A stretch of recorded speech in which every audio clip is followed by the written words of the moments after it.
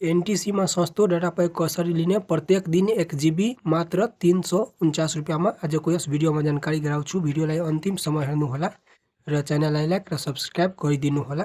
सबैभन्दा पहिलो तपाई आफ्नो मोबाइलको डायल पेड ओपन गर्नुहोस्। म आफ्नो मोबाइलको डायल पेड ओपन गरेँ। डायल पेड ओपन गरिसकेपछि कीपैड ओपन गर्नुहोस्। म कीपैड ओपन गरेँ। कीपैड ओपन गरिसकेपछि यहाँ लेख्नुहोस् *1415# लेखेर क्याल गर्नुहोस् एनटीसी को सिममा।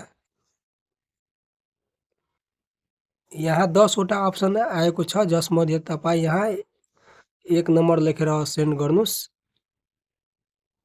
1 नम्बर सेन्ड गरिसकेपछि यहाँ फेरि 8 वटा अप्सन आयो जसमध्ये तपाई यहाँ 6 नम्बरमा छ रिकरिङ डाटा। यसमा 6 नम्बर क्लिक गरेर सेन्ड गर्नुहोस् रिकरिङ डाटाको लागि।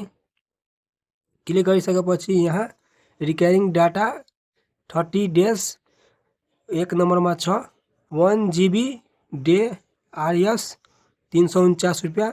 तपाईको प्रत्येक दिन 1 GB डाटा दिन्छ 349 रुपैयाँमा 30 दिनको लागि।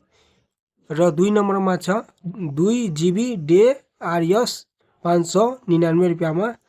तपाईको प्रत्येक दिन 2 GB डाटा दिन्छ 30 दिनको लागि 599 रुपैयाँमा। तपाईलाई जुन सस्तो लाग्छ त्यो लिनुस्।